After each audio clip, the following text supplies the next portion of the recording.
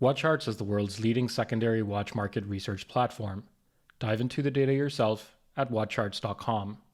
44 references, 17 brands, watches, again, costing 3 figures to 6 figures, all ranked by their value retention.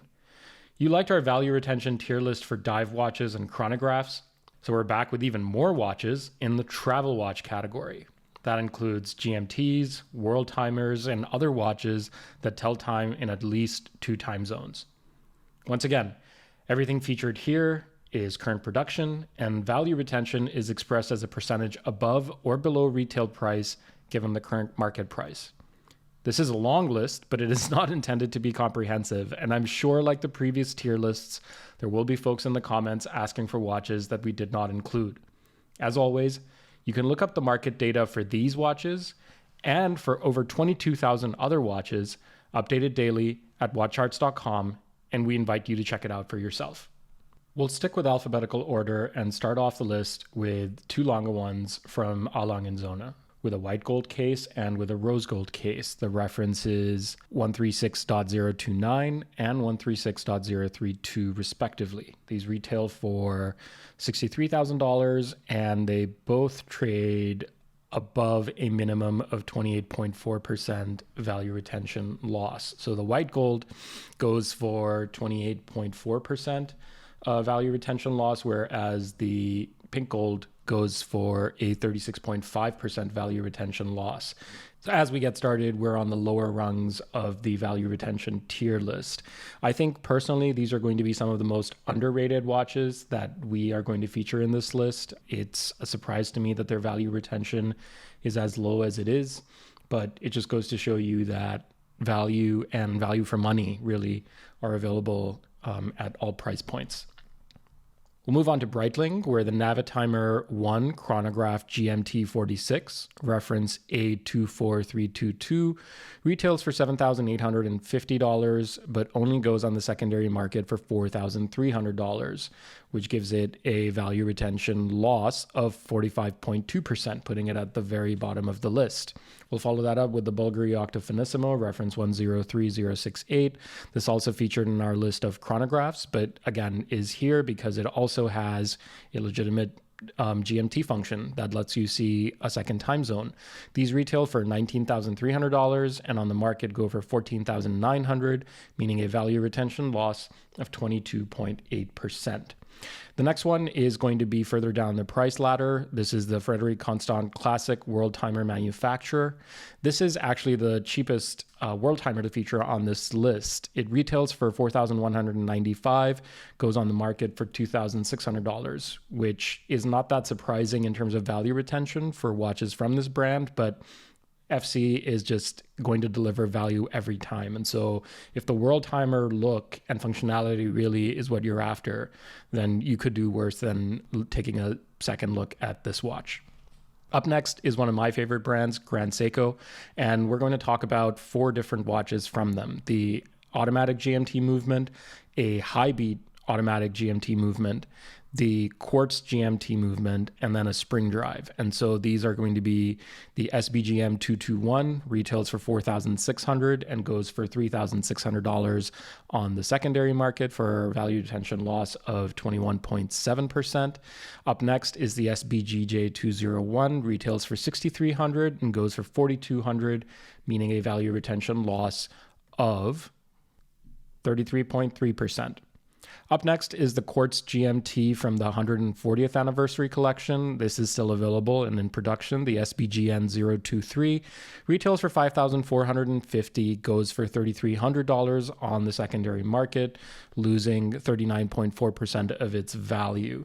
And then last but not least, the Spring Drive GMT reference SBGE 257 retails for $6,200, goes for $4,200, giving it a value retention loss of 32.3%.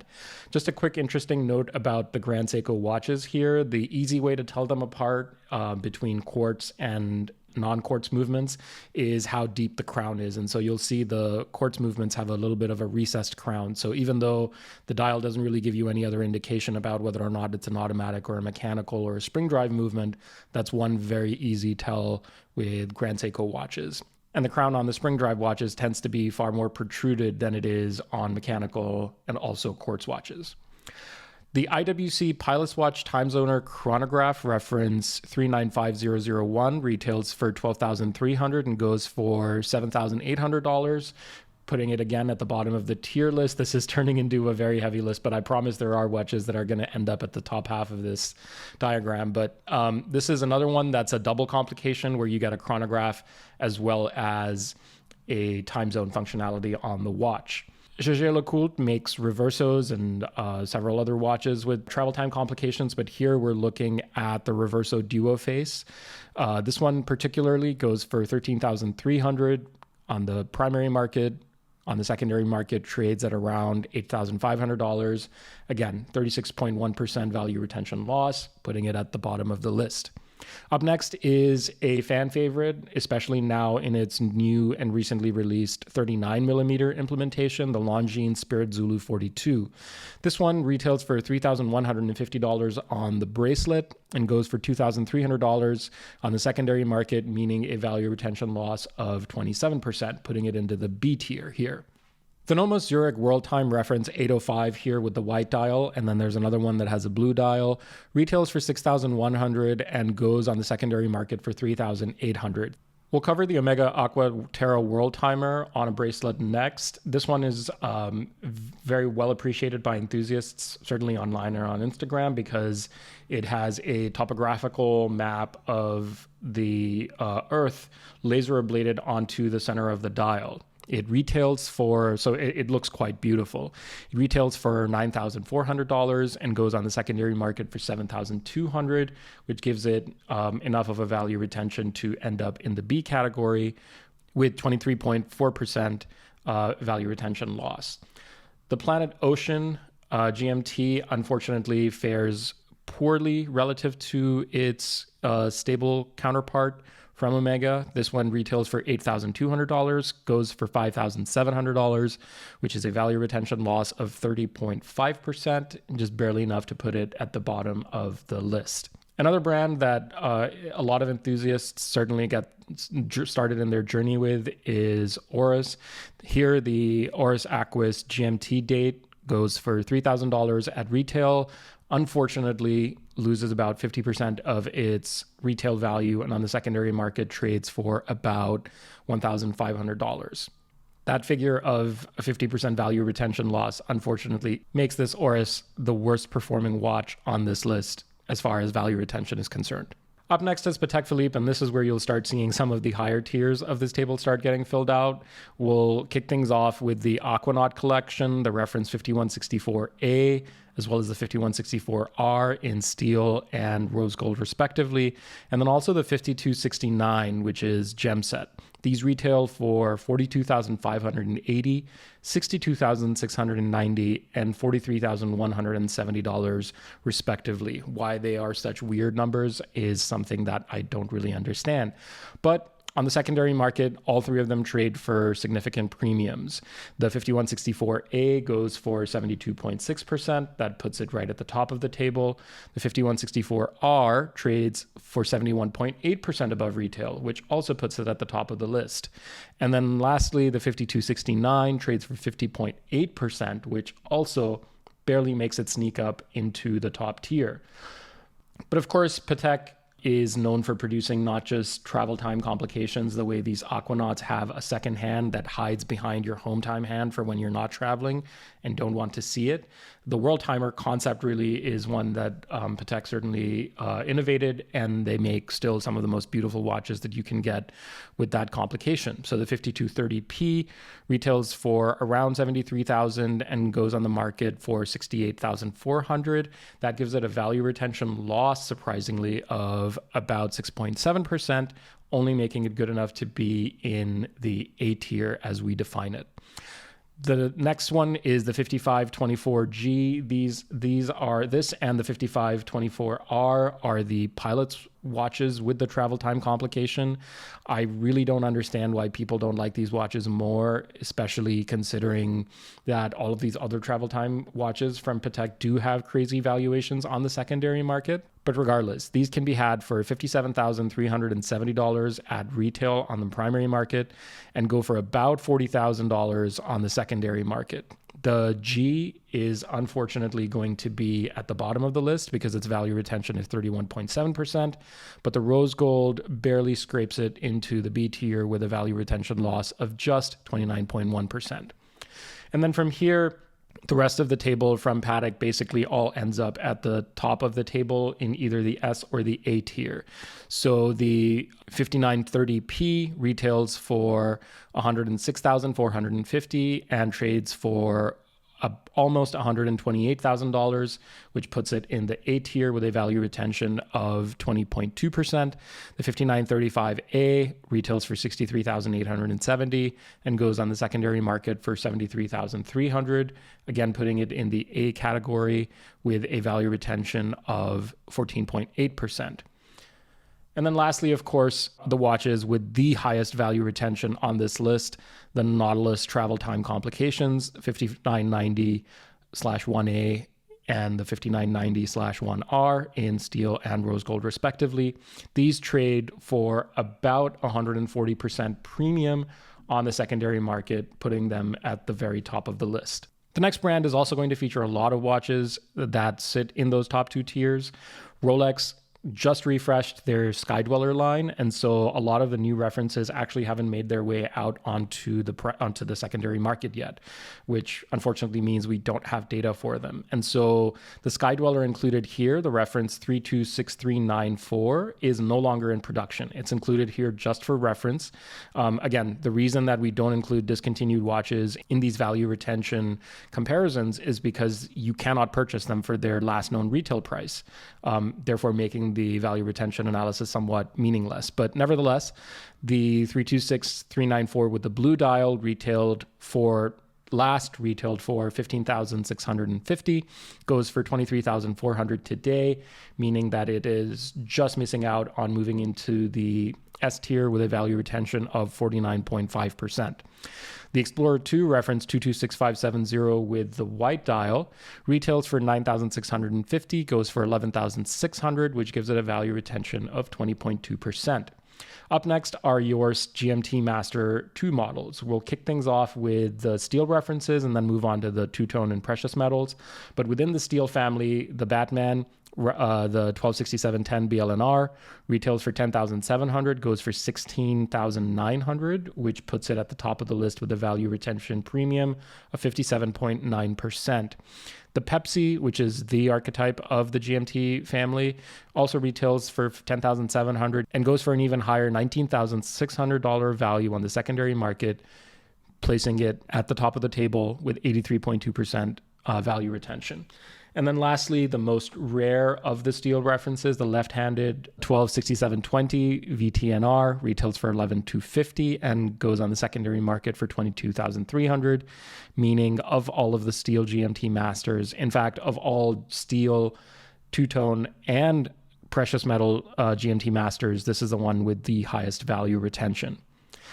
Moving into the two-tone space, we have first the Root Beer 126711 retails for $16,150, goes for $20,200, meaning a value retention of 25.1%.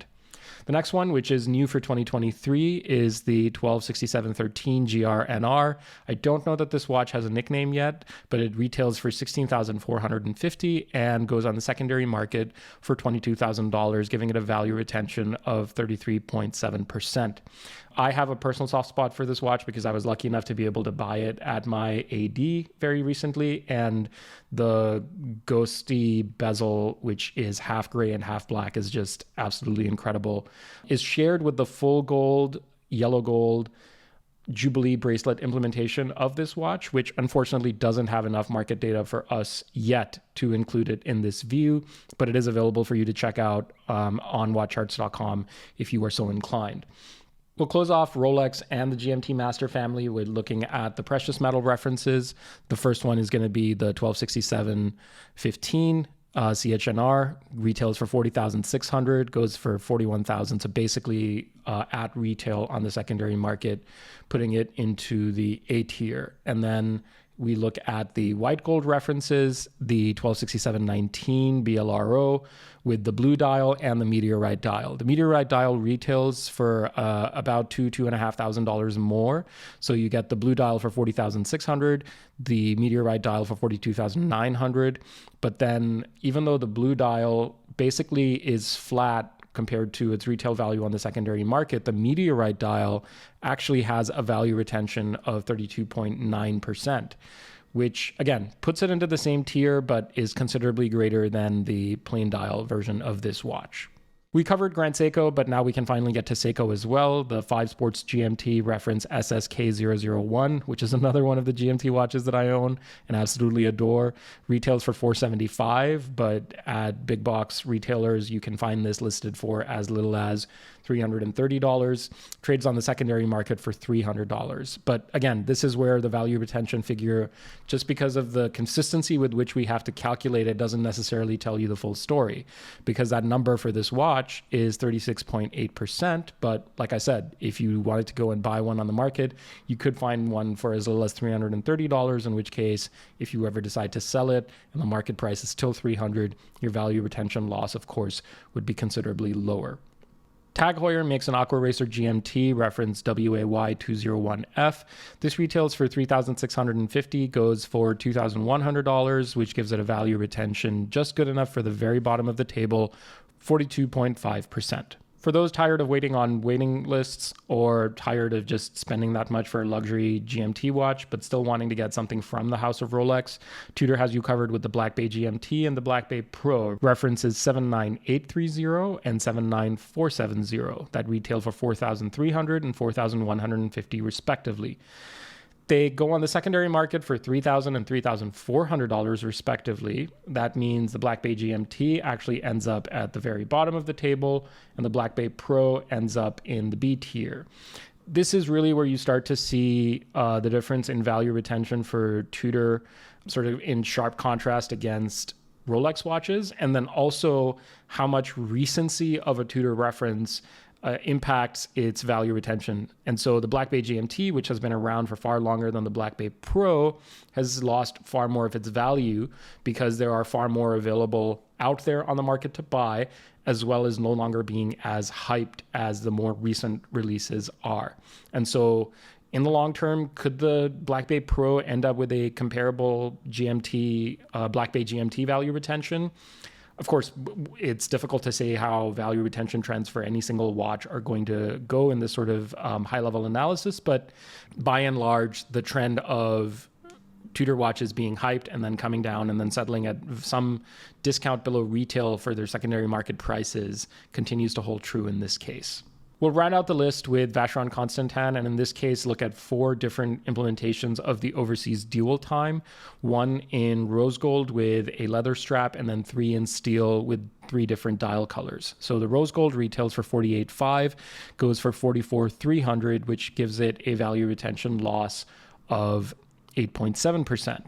The black dial also trades at a 4.9% loss at $29,400 against a retail price of $30,900, which places it into the A tier. The blue dial, however, trades well enough to be into a positive value retention of 12.6%. It retails again for $30,900, but goes on the secondary market for $34,800.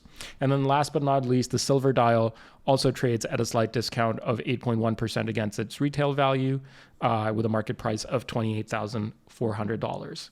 And so even though the view that we've ended up with was perhaps predictable even before we started this exercise, where basically the top of the table is Rolex, Patek, and Vacheron, and then everything else sort of sits below that by a noticeable margin, this is just one part of the puzzle when deciding what to buy and wear and enjoy. I've bought a watch that sits at the top of the table, but I've also bought watches or been very, very interested in buying watches that absolutely get decimated when it comes to value retention. And so whether or not any particular purchase is going to hold however much money I spend on it is only one of the considerations that I take into account when I decide whether or not to purchase a particular watch. And the entire point of these tier lists and this exercise really is to help inform you and hopefully make you a better consumer as well. But if there's something else that you would like us to focus on, if there's some particular aspect of the way in which we approach or talk about the market that you think we can try differently, certainly let us know in the comments below. This video is in response to feedback we received in the comments, and so we're definitely listening and hope you'll continue to appreciate the content that we're putting out there. Thanks for listening.